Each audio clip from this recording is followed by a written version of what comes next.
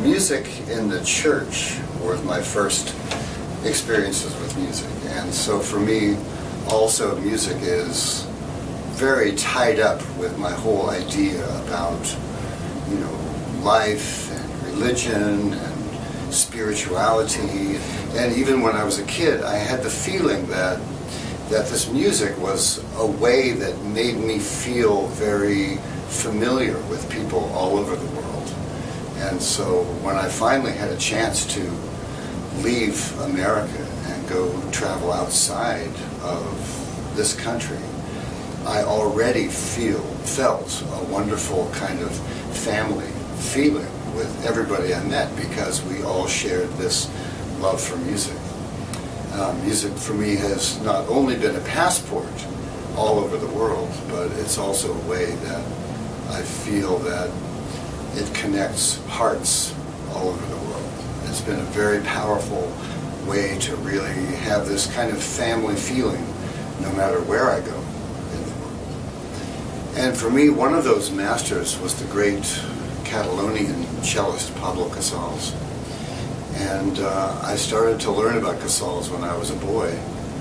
And Casals was one of the most famous musicians of the 20th century, but he was also an unusual kind of musical artist, because he really spoke out for human rights all over the world. He had such incredible stage fright. You know, he was one of the most amazing performers and artists of all time, but he was so scared when he had to go on stage, and so uncomfortable that he would really feel physically sick.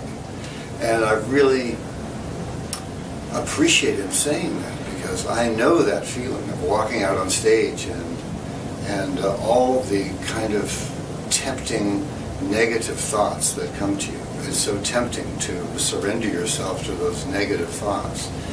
And even somebody who had such a powerful presence and powerful performance as Pablo Casals would have to fight those same negative thoughts. A lot of people notice that professional artists have a tough time maintaining a balance in their life. You know, there are plenty of stories of artists who kind of become very obsessed with their career or with their art somehow, and the rest of the life falls away. And I understand that. For me, I've been very fortunate to have an extraordinary and large family. I came from a large family, and now as the father of 6 children, I can say that I get a lot of balance, a lot of support, and a lot of inspiration from my family. I started playing cello when I was 8, and I stopped playing when I was 16. My grandma passed away, and so I stopped playing for 7 years because she was very much associated with my playing. And what happened by not playing was I lost a lot of confidence. I didn't think I was any good. I had extreme stage fright.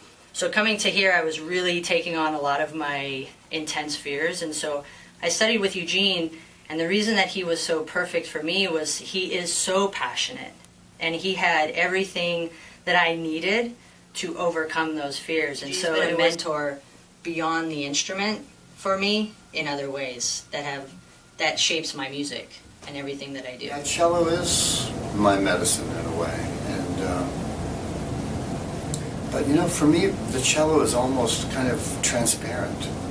You know, there are things that I practice on the cello all the time, and my desire is always to become more and more comfortable and more graceful with the cello. But really, when I'm in a concert, my cello disappears.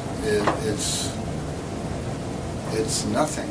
It's really just part of a sound and a language that I make. I mean, I really feel like it's just part of me when I go onto stage. It's just an important thing to maintain my health and my sanity, my sense of who I am, and to make sense of the world too in a certain way. We are Art Form!